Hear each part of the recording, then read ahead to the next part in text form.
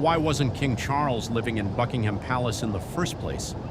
And if the palace has just undergone a £369 million renovation, why has he decided not to move in even after it's finished?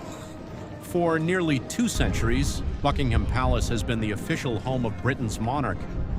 From Queen Victoria to Queen Elizabeth II, the palace has been the symbolic heart of the British monarchy.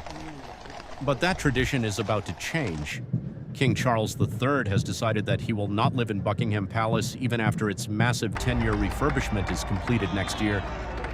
Instead, he will continue to reside at Clarence House, his longtime London home, located just a short distance away from the palace. At first glance, this may seem surprising. After all, the British government and the royal household have spent around £369 million restoring Buckingham Palace.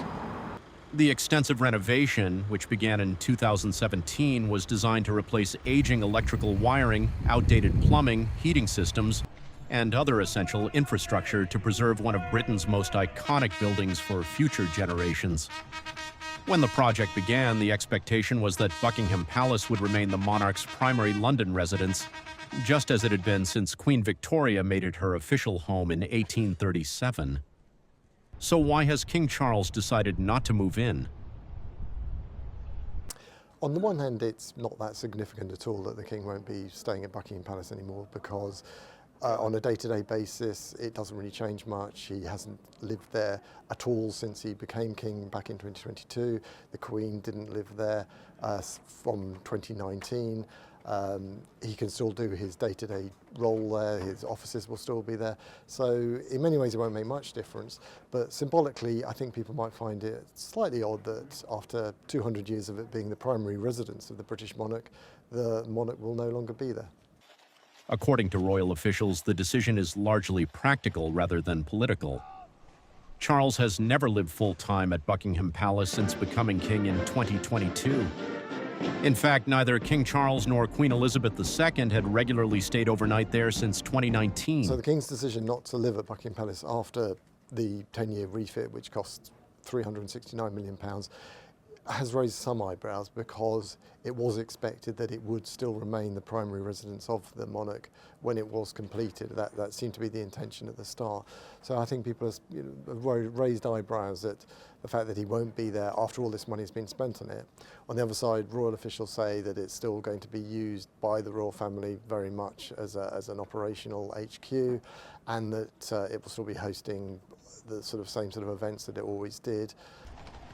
Clarence House has been Charles's home for decades. It is smaller, easier to manage, and better suited to his personal preferences. Rather than relocating after the renovation, he has decided to remain where he already lives. Reuters chief correspondent Michael Holden says that in practical terms, very little will change. Royal officials say that it will be open much more to the public as a result of this.